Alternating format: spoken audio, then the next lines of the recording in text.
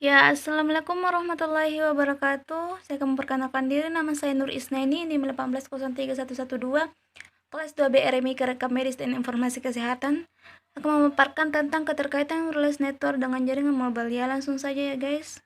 Yang pertama itu menurut beberapa pendapat, yaitu menurut GER, jaringan nirkabel wireless dan mobile memiliki beberapa kategori berdasarkan dari besarnya ukuran fisik dari satu area yang dapat di cover.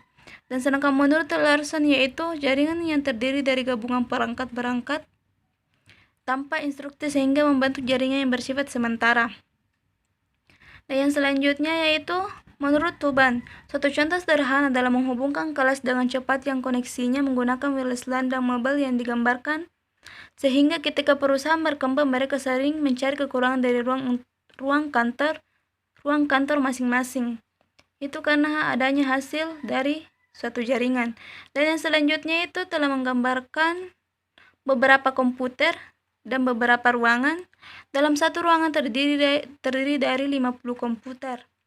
Dan di sini terdapat 6 ruangan. Dan alat yang digunakan itu kabel UTP seperti switch,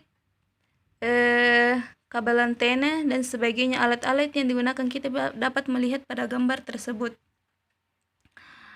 Dan di sini saya akan menjelaskan alat yang digunakan, yaitu yang pertama access point. Kita dapat melihat pada gambar tersebut yaitu access point atau switch.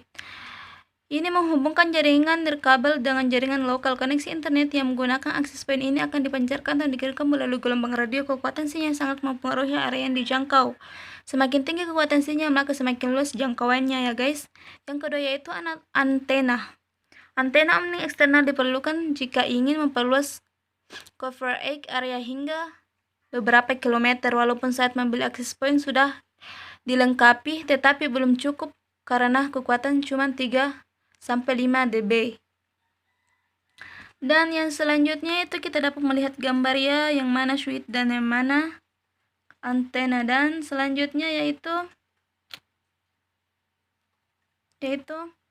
point atau yaitu mengaktifkan access point. Ini dibutuhkan alat untuk berguna untuk mengalirkan listrik lewat kabel internet atau kabel UTP.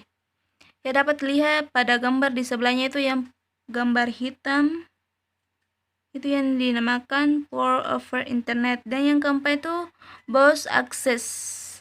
Box access ini sangat diperlukan jika ingin melindungi antena kita ya guys, yang merupakan pelungan berbentuk kotak yang berfungsi melindungi access point dari keadaan hujan. Dan yang selanjutnya yaitu kabel UTP.